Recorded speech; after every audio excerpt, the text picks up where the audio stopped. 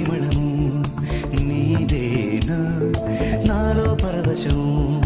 నిజమేనా బొండు మల్లిపూ కన్నా తేలికగు నీ సోకు రెండు కళ్ళు మూసుకున్నా లాగు మరి నీ వైపు